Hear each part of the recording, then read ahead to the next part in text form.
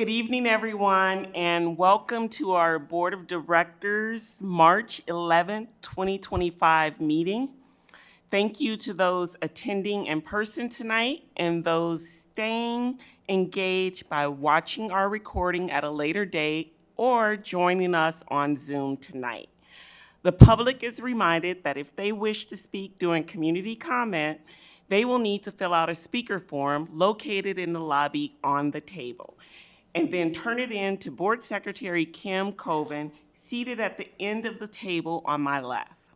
Comments will take place during the designated community comment portion of our agenda.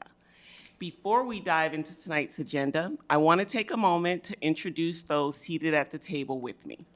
To my right, we have Superintendent Matt Degner, Directors Sean Eystone, Charlie Eastham, Lisa Williams. To my left, we have Vice President Molly Abraham, Directors Jane Finch, Mitch Lingo, and Board Secretary Kim Coven. I am President Ruthina Malone.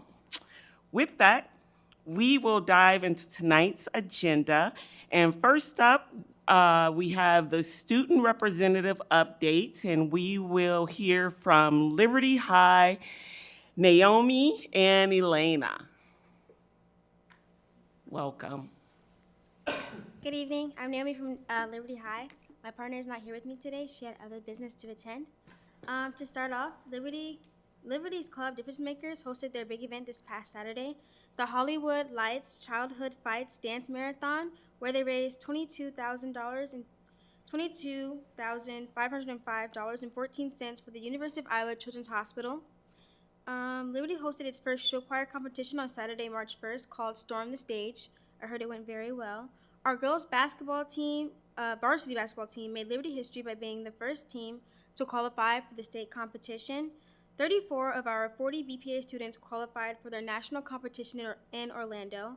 Our top jazz ensemble qualified for their state competition. The Trojan Boat swim team earned a runner-up finish at the state swim competition on February 14th and 15th, and our mock trial is going to state.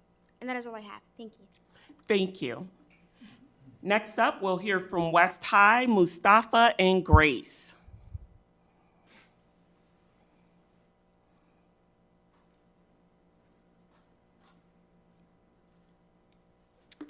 Hi, thank you for having us. Sorry we were MIA for a while. We had a lot of business to attend to, but we're alive. We're alive and we're here, so that's all that matters. Last Monday, we had our study session I was talking about at the beginning of the school year, where the whole school basically comes together and studies for finals.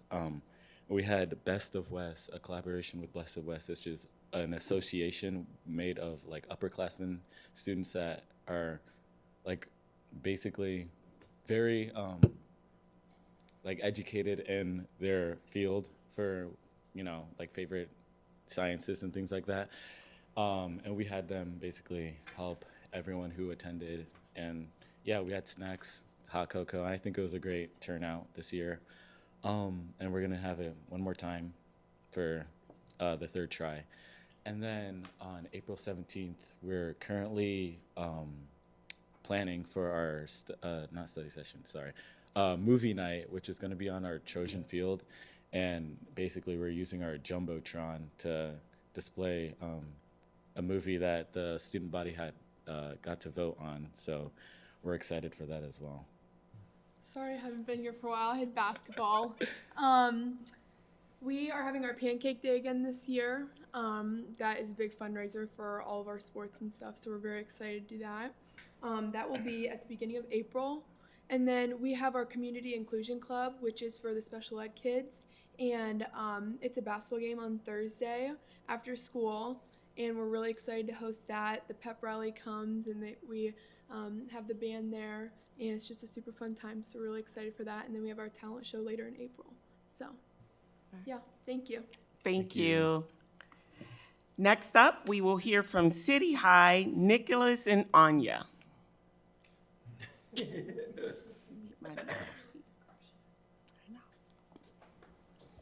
Hello, it's Nicholas.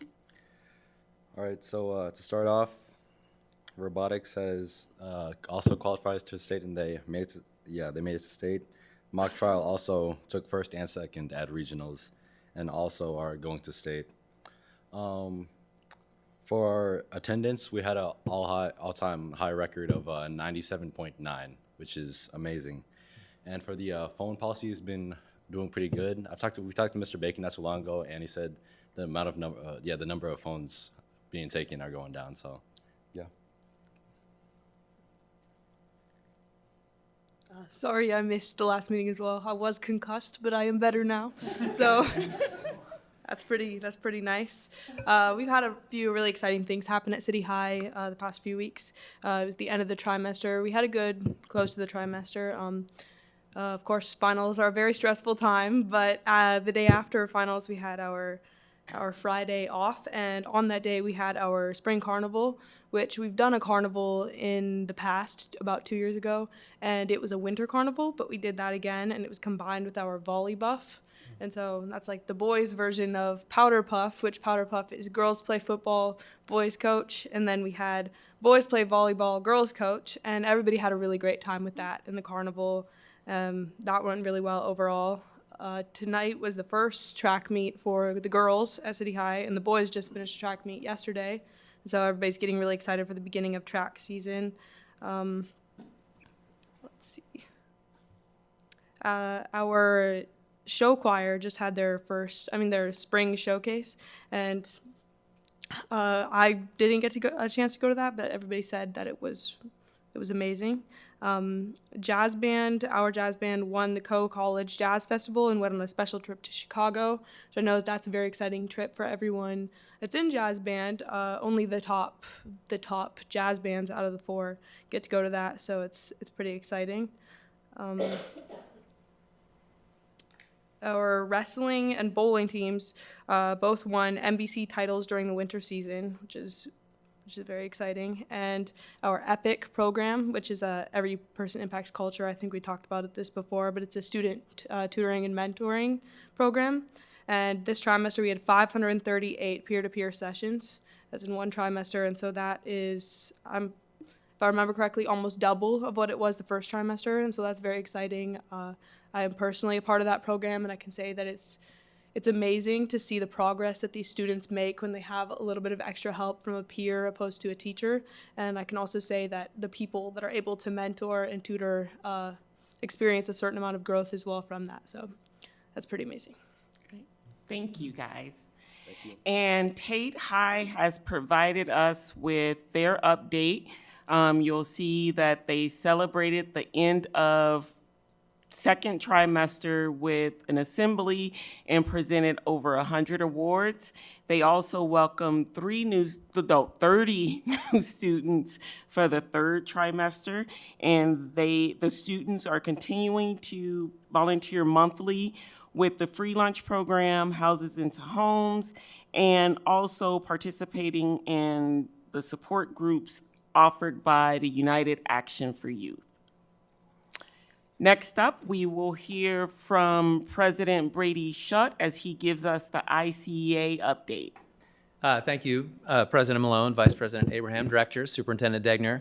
I'm Brady Shutt, the President of the Iowa City Education Association. I'm happy to be here again tonight, and as I think Lucas is going to help me out a little bit here, I just want to give a huge shout out to the Director of Community Relations, Kristen Peterson, and her team for the video that they created and put out. And I mean, amazing. I wanted to make sure we get it into the public record here in the meeting and for the folks who are watching at home. And I would just say, you know, this is phenomenal. I mean, couldn't be more proud to be a part of this district and you know, Kristen and Allie Mollers and Jack Bacon is just an awesome team. And it's just one part of what Kristen does, is I think what I would say. I'm here to celebrate like this, but you know, there's so many other things that go into producing, you know, materials for us that are celebrating all of our successes, working, that we certainly are busy in terms of press releases and statements that we have to put out, and Kristen and her team are phenomenal. And I would say, just on a personal note, I think everyone has, in their larger teams, people who help other parts of the organization work together well, and Kristen's one of those people for us. So just want to say, just thank you for all the work you do. And I do want to play it, because I mean, I always feel like screaming like, let's go after it. It's that good. So, Lucas?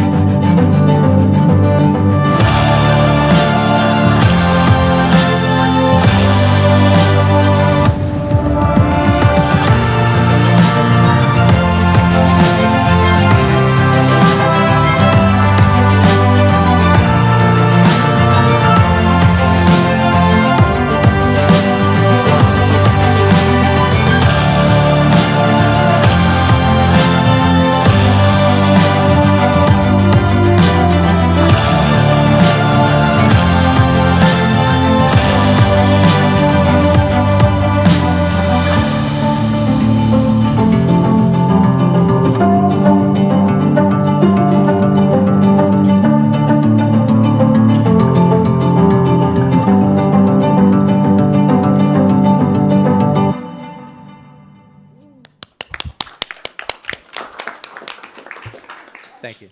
Thank you for putting that into public record. I emailed Director Peterson to let her know I watched it, and it may sound cheesy, but the emotion that welled up, I was like, okay, I don't know if I'm getting sick, but I got a little teary-eyed. It was well done, so thank you. Next up is community comment. I don't believe we have any. Okay. I will then call for a motion to approve tonight's agenda. So moved. Second. Board Secretary Coburn, ready to vote? Online voting is open.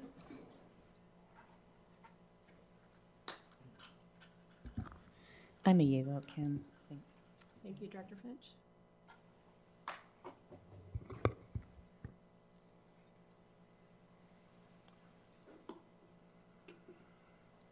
All votes have been cast and the motion carries with all directors voting in favor. Thank you. Before we dive into tonight's consent agenda, did directors who reviewed the bills this cycle have any questions or comments? Hearing none, are there any items that directors would like to pull from tonight's consent agenda? Hearing none, is there a motion to approve tonight's consent agenda? I move that we approve the consent agenda.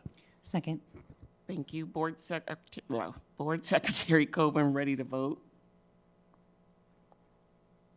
Online voting is open.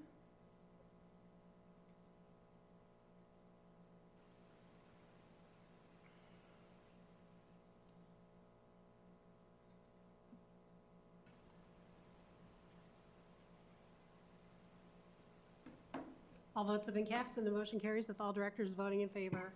Thank you. Next up is a policy review, the 500 series policies focusing on the students and policy updates for the 100 series.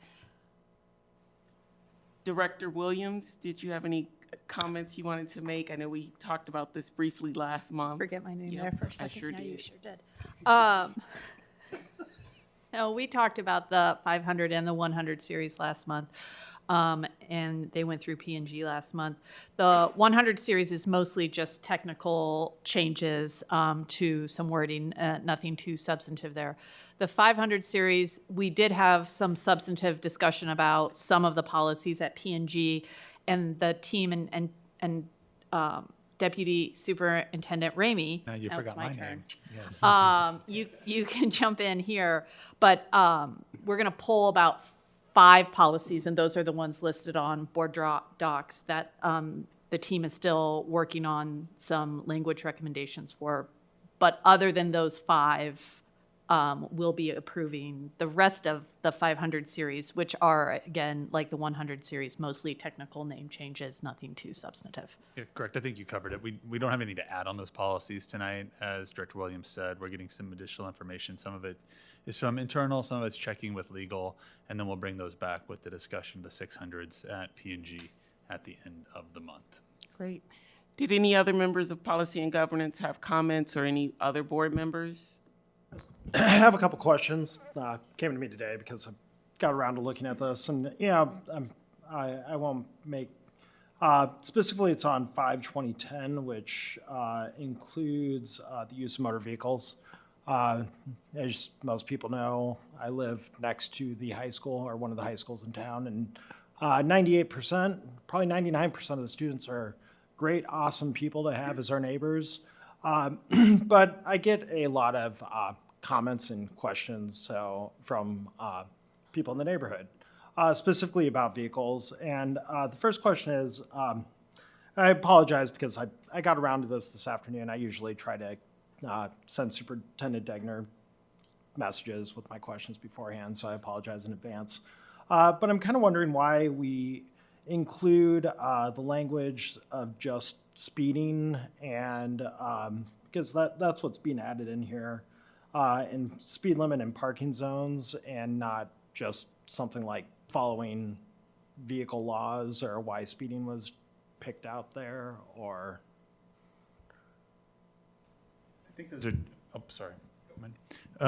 It's not to be exclusive, Director Lingo. I think it's just pointing those out to ones that we see most frequently. I think of examples.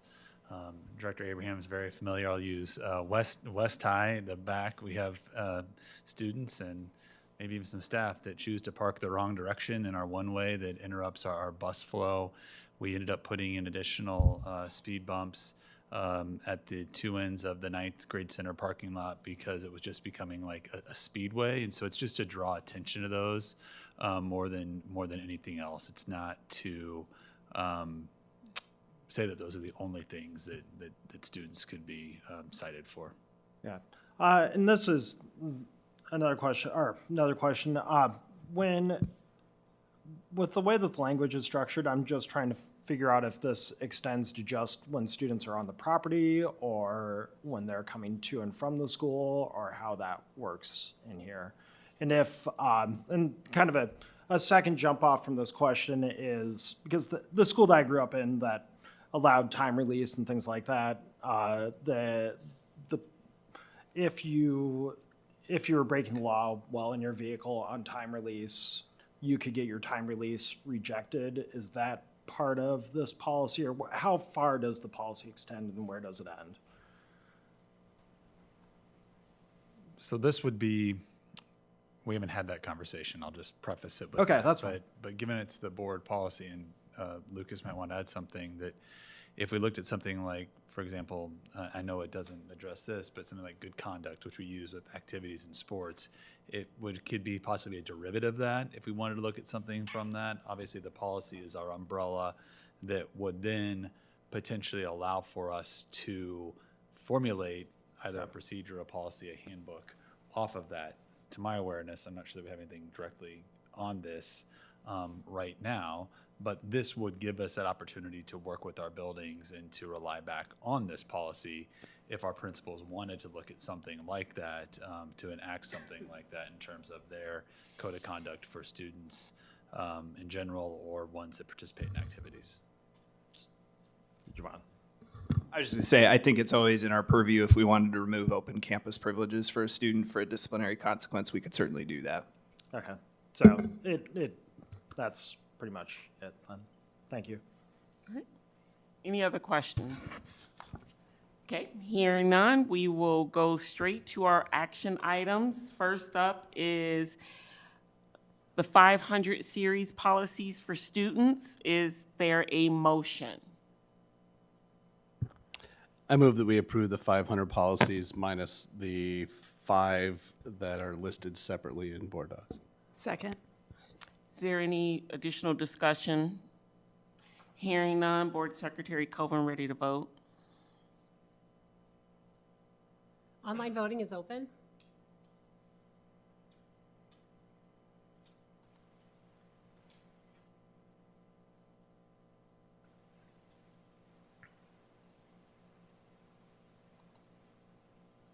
All votes have been cast and the motion carries with all directors voting in favor. Thank you. Next up is a motion for the policy updates focused on the 100 series. I move to approve the policy updates for the 100 series as presented. Seconded. Any additional questions, comments? Hearing none, Board Secretary Coven ready to vote? Online voting is open.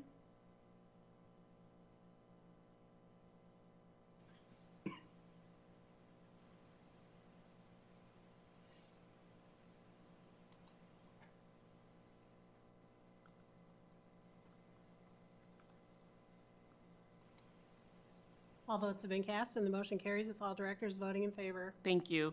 Next up is the transportation RFP. This was discussed at the operations meeting. Director Lingo, I know you chair that. I don't know if you wanted to make any comments or if Superintendent Degner, Deputy Superintendent Ramey, CFO Kurth, anybody wanted to make comments before I called for a motion? Happy to start with it, and Go ahead. then if I miss anything.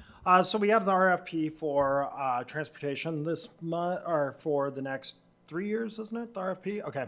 The 3-year contract, it's with our current provider. The school district did their due diligence. They went out and they solicited other people for RFPs. We had 3 people interested, 1 backed out right away. The other one did not submit anything. They said that they would be interested in it later. The larger issue with an RFP for something like buses is that you have to be able to find people that are willing to bring that amount of buses into a school district or into a new market. It's not like we are in Des Moines metro area or Omaha metro area where you have a lot of school districts and a lot of potential students to bus. We are what we are, which is great and fantastic, like that video up there. But there wasn't a whole lot of interest, so we are with the same group, or the recommendation is with the same company. There is, I believe, roughly a little over 4% interest, or 4% increase year by year throughout it. There's a larger bump in there. We are hoping that it is to help with better pay to the bus drivers because they do provide a great service to our school district or students and their families. As a former bus rider myself, it was always great to get that pickup, so I did not have to find other ways to school. And then I do want to point out something that Assistant Superintendent Ramey pointed out, is that when we do get questions about why doesn't Iowa City community schools provide busing themselves, just to remember in the community that buses cost a lot of money, and then you have to provide all of these supports, whether it be mechanics, whether it is the person that's in charge of all the buses, to provide those supports. So that's kind of why we go down that route. And they have looked at it before, and it sounds as though it's cost prohibitive. And when I think about the amount of staff and overhead, I would tend to agree with that. So anything that I missed from either superintendent, assistant superintendent, CFO? I don't think so. Thank you. Director Easton, did you I want just might add to Mitch's comments that the district has worked with this particular bus provider to both provide operational efficiencies across the board, I think, but also to addressing continuing strengthening business partnerships and particularly collaboration with drivers. And collaboration with drivers was something we heard about earlier this year, and from bus drivers themselves and their union representation. So I'm glad to see that both the district and the potential provider are on the same page in that area. Thank you. Any additional comments or questions? Hearing none, I would entertain a motion for the transportation RFP. Anybody? I move we approve the transportation RFP. Second. Great. Any additional comments? Hearing none, Board Secretary Coven ready to vote? Online voting is open.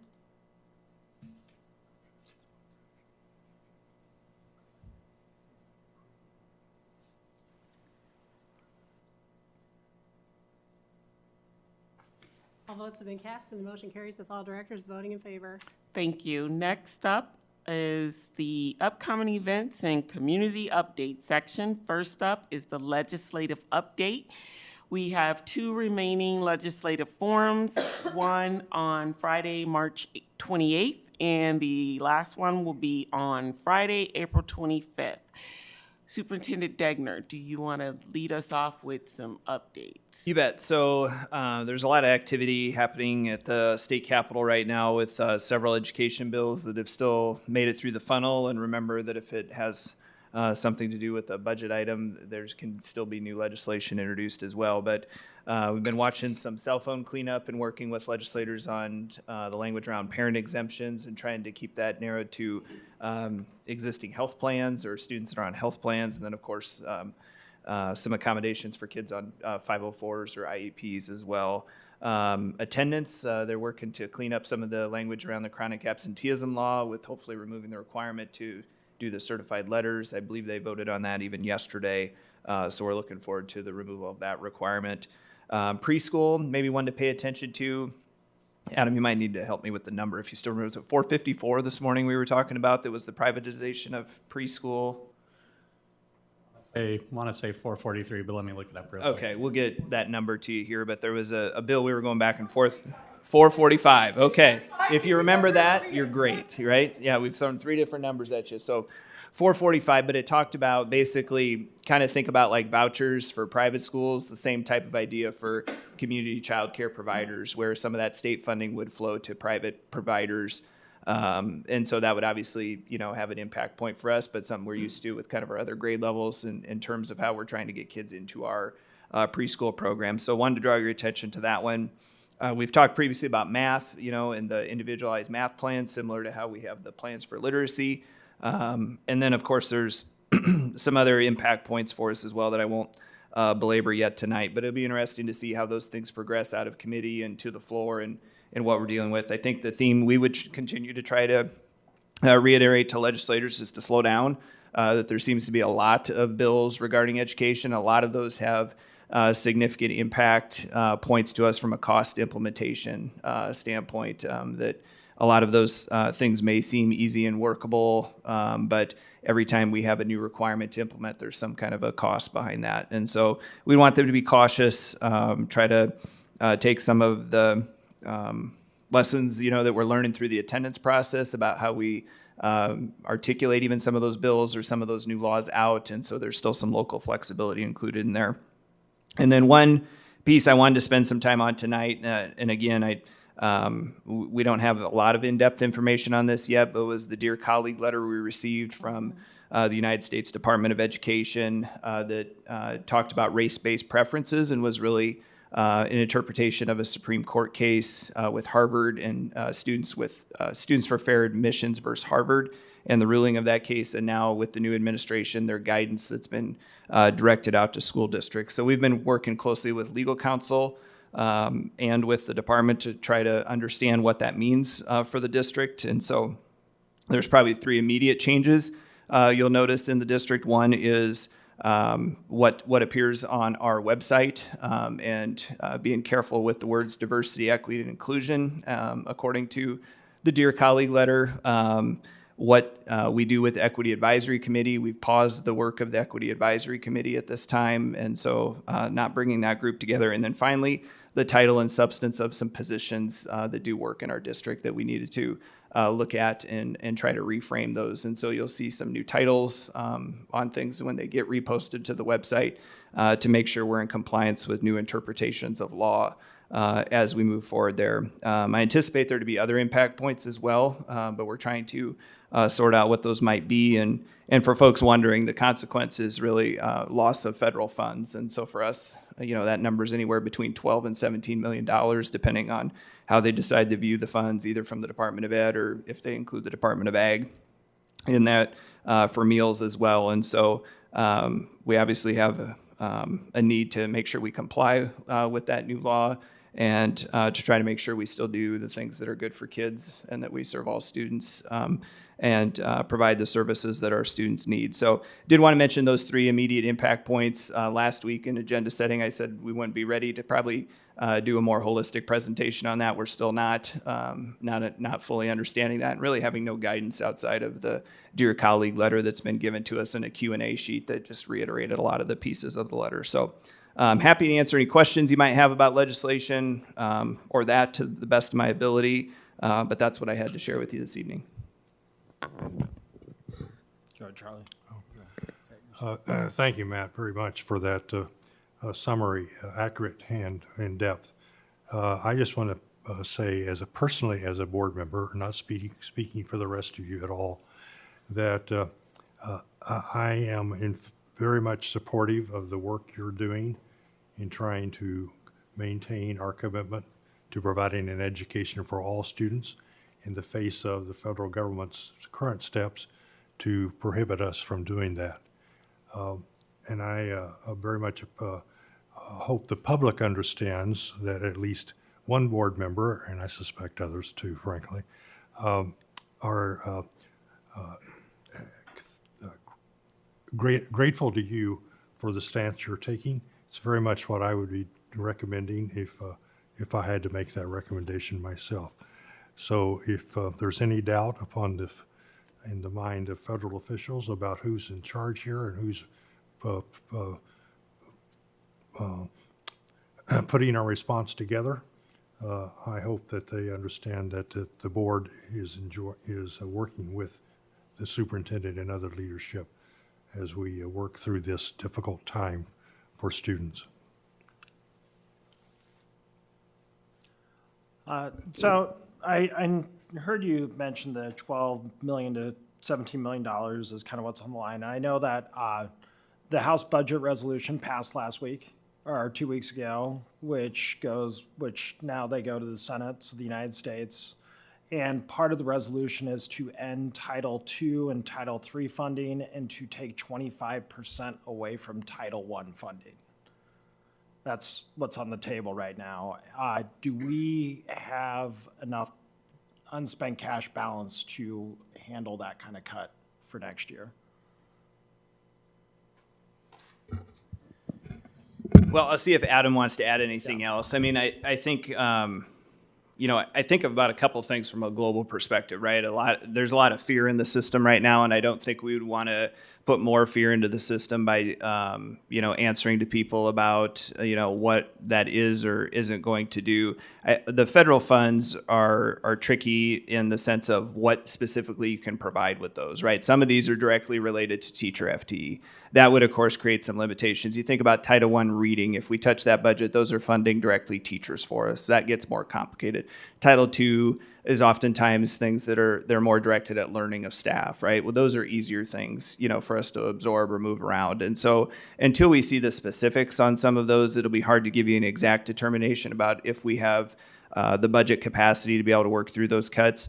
But as you can tell, as Director Lingo mentioned, that's a sizable amount of our budget. I mean, $12 to $17 million. And so I think we're still interested to know what happens to those funds. Is there some reallocation of those funds to the state that then they disseminate out, or are those funds just gone? And then what does that mean for us and how soon? Is that the current fiscal year we're in? Is that the next fiscal year? Is it the following? And so a lot of questions to answer that way. It is going to have an impact, right, if they reduce those funds. I'm just hesitant to say exactly what that impact will be, but some of them, as I explained, are more closely linked to probably teacher FTE versus some other things that would be easier for us to, if we had to pull back and stop doing, that maybe students wouldn't feel as much direct impact to that. Anything else, Adam? I could just jump in real quick and say, at this point, looking at that, what you shared, the 25% of Title I, then looking at Title II and Title III, our unspent balance, current and projected, exceeds the amount of what that would be. So basic answer is yes, and this reinforces the purpose of building that unspent balance to a certain level.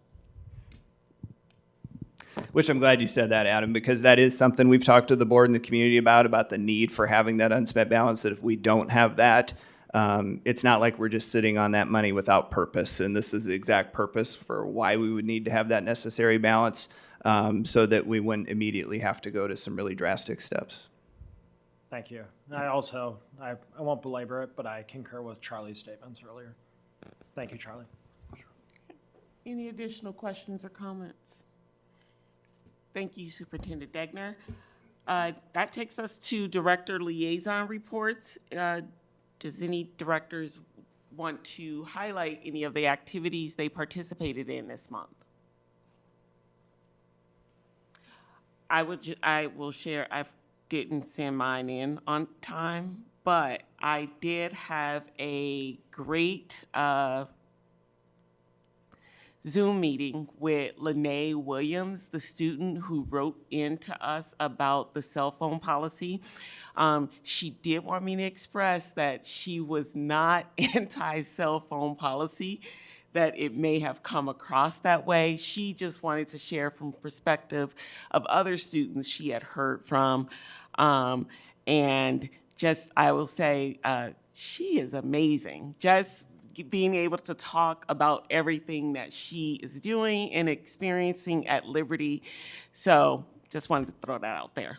Anything other directors wanted to highlight? I just wanted to highlight, last few weeks ago, we had diversity night, or not international night at Longfellow Elementary, and that I went to that and had a great time with the kids. Just always kind of fun to see them in their element. I didn't put in my list either.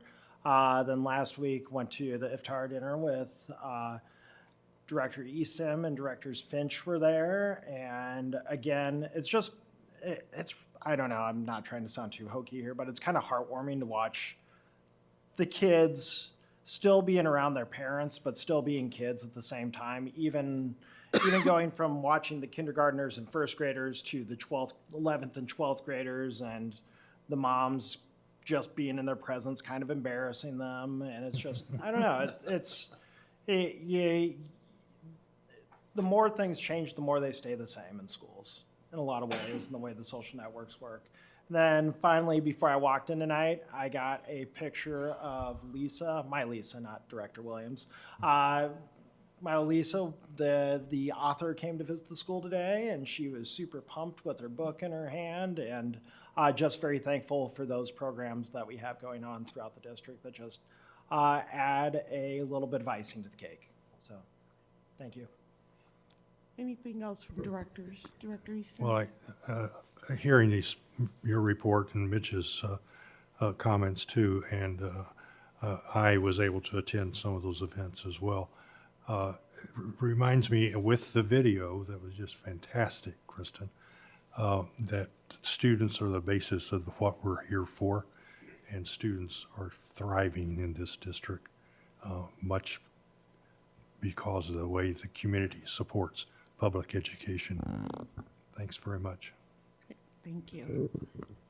And that takes us to agenda setting for March 25th. We will have policy and governance will start at 5:30. They will review 600 series and the 500 policies. The items I'm assuming that we didn't vote on tonight, those 5. And then at 6 o'clock, we will have a special board meeting, which will be our public hearing on the proposed property tax levy for fiscal year 26 that is required by law. And following that meeting, we will have our regular board meeting beginning at 6 o'clock. We will have an education showcase scheduled. Do we know yet what that is? Maybe? I don't know offhand. That's okay. Sorry, it's Twain. Yes, we do. Oh, yeah. We're going to Twain, visit you're Twain. right. Yes, Yes, we we're do. visiting Twain. I forgot about that. Thank you. And we have operations will be able to give a committee report as well as education because will there be an education? No. Okay. And policy review for the policies that P&G will review that night. And discussion item, is it still going to be called equity update on something? And presentations for our certified budget and RAM staffing class size, followed by a couple action items, the operations life cycle budget and the 500 policies that we held over tonight. With that, are there any parking lot items, it looks like we do have some fun scheduled for the next meeting. So parking lot items that Superintendent Degner and I and Vice President Abraham should be mindful of. Did you have something, Superintendent? Go ahead. This is definitely a parking lot item. Just sometime in the future, I'd like to hear some follow-up on the November Ed Committee meeting that we had on the school performance profile and the post-secondary readiness and industry recognized credentials, that those topics there. So whenever you get around to it. Okay, That's thanks. great. The one item that I wanted to add is just a cell phone policy update. If we can get some numbers and how we are doing by probably maybe April, May, will be a couple of months out if it allows for staff to pull that information. Well, Come on, formally, Lucas, you're not where gonna get it's off that added easy. to Yeah, a board yeah. agenda. So you guys are both right on point. So the one thing I would say, apologies for the amount of items we have in that March meeting that we still need to probably edit on there. One is the certified budget piece. We're going to ask that be bumped to the first April meeting. We'll no longer be able to provide the equity update as you stated. And so there'll be sometimes programs, of course, we want to bring back to highlight, but we won't be able to do the equity update any longer. And then the couple things that will stay are the operations life cycle and the RAM and staffing update as we prepare to staff our buildings here for the following school year. But to Director Finch's point and President Malone's, those are both kind of items that we had targeted for April to come back. We had targeted that first April meeting for a cell phone update. And then coming back to some of the programming at the Center for Innovation and how it links to the work-based learning requirement that we talked about, at least through that portion of the Iowa School Performance Profile, as we've continued to learn more since that was released. That was an area that was pretty nebulous with the school performance profiles about what would count in each of those three areas. And so we had targeted to bring those back in April. President Malone also mentioned, some other things there in April. I would just say our March meetings have been relatively short. I wouldn't prepare that way for April. We have a lot of things that'll be coming back to you in terms of, we had already referenced tonight, the fine arts study, either coming back during operations or calling that a work session ahead of that first April meeting. You'll have the feasibility and capacity study coming back. We'll need to make some decisions about completing FMP 2.2 after we have those additional data points back. And there's a few other items I know that we kind of had in the hopper there that will come back in that April time period. So be a number of things coming back then that we'll take through April and May. We'll try to strategize those out. But March might be the last one where you kind of have a shorter meeting for a while, and then we'll have some other ones that'll be a little bit longer. But it's we were talking as a team today, but the cool thing is it's exciting stuff, right? I mean, it's good things that are propelling us forward and improving our system in our district. Go ahead. President Malone, in regard to removing the equity update as a discussion item for that meeting, I wonder if it's possible to get some idea of what information the board will not be receiving because of the removal of that item. Yeah, I think that's, Charlie, like I said, where we can still come back and probably report out on substance of work we're doing. I think, again, some of the direction we're getting is caution around, unfortunately, using the words diversity, equity, and inclusion and how that appears. There's other things that obviously speak to our strategic plan goals that we are still committed to doing for kids, that is still the right work and the work we should be doing. And so I think those items, whether it's through, again, continued ed showcases or just other agenda items where we just specifically state what the programming piece is, we can still provide those updates. To me, that would be a good thing, so. Anything else? Hearing nothing, I would entertain a motion to adjourn. Motion to adjourn. Second. All those in favor? Aye. The meeting is adjourned. Thank you, everyone. And to those who get it, enjoy your spring break next week.